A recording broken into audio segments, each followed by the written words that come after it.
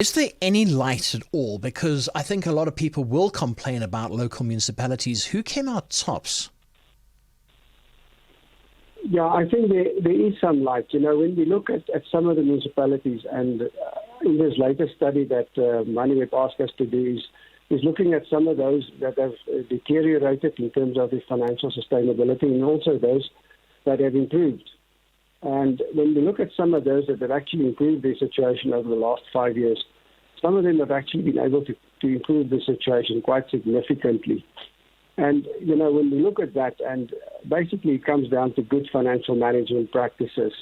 When we look at those municipalities, there is a light at the end of the tunnel. But then we need good governance, we need good management, and we need the support also of provincial and central government to these municipalities, and making sure that those that want to perform better get the necessary support also from higher government levels.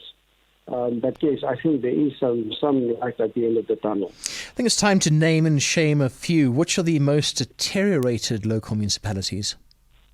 Well, of the three that we've been looking at is, Makajima, that is Queenstown. That was the one that has actually deteriorated the most. And the one that has improved the most was Oudtshoorn in the Western Cape.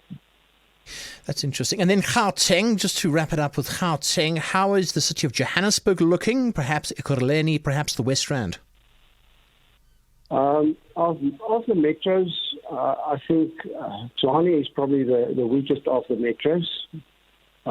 Unfortunately, of the local municipalities, Midvaal, which is Meyerton, is head and shoulders above the rest of the local municipalities in Gauteng. Very interesting. Ratings Africa analyst Leon Claassen. Thank you so much for coming on to 702. News. Experts. Analysis. Where things stand. What you need to know. Drive home with John Perlman On 702.